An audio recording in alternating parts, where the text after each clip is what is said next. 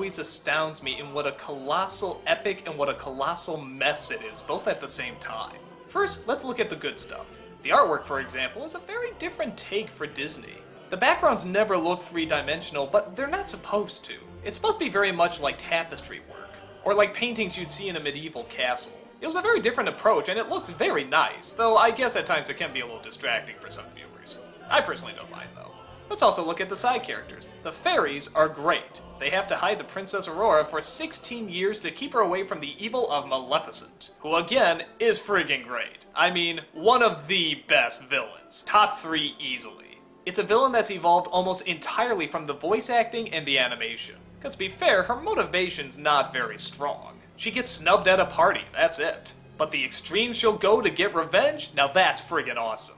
Before the sun sets on her 16th birthday, she shall prick her finger on the spindle of a spinning wheel and die. She's classy, she's despicable, she's quiet, she's loud, she's subtle, she's over the top. She's everything you want in a villain. She can wave her hand to make something move, or she can turn into a fire-breathing dragon. Friggin' awesome. The music is also fantastic, taken from one of the best-known ballets under the same name. It leads to some memorable songs as well as some great climax music. In fact, the climax itself is one of Disney's best. The energy, the animation, everything that goes into it is just fiery blaze.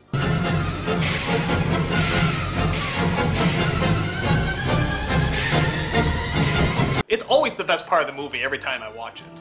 Now let's get to the stuff that doesn't work, like the main characters. Good God, are they boring. When I think of the stereotypical boring princess, this is who I think of. She does nothing, she has little to no character, she just sort of sings and looks pretty. I don't even think she's that pretty. But how about the prince? He's the dashing hero in the end. Surely he must be interesting, right? Actually, he's even more boring. Do you realize that the last line he says in this movie is "Goodbye, father," and that's about halfway through? After that, he doesn't get a line. He just runs around swinging his sword. That's it. At least she has an excuse. She's put to sleep for the second half. Him? God, couldn't we get a grunt or an oof or something? There's also a lot of filler in this movie, and maybe that's one of the reasons why the main characters are so bland. I think this movie really liked its side characters much more. Most of the time is spent with the fairies, the villains, the 2 kings. That really doesn't lead to anything. So really, it's a very unbalanced film.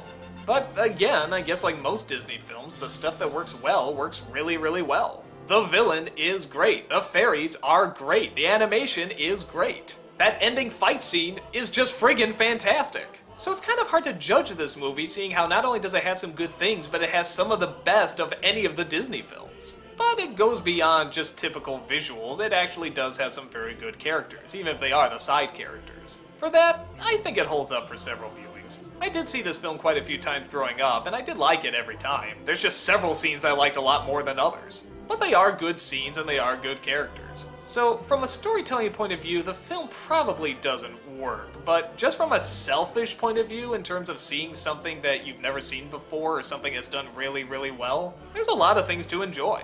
Even if it turns out on the whole you don't like the film, I still think it's worth looking at. The stuff that's impressive is still really impressive. I know I'm not done watching it, and I'm sure 1 or 2 more views are not far in my future.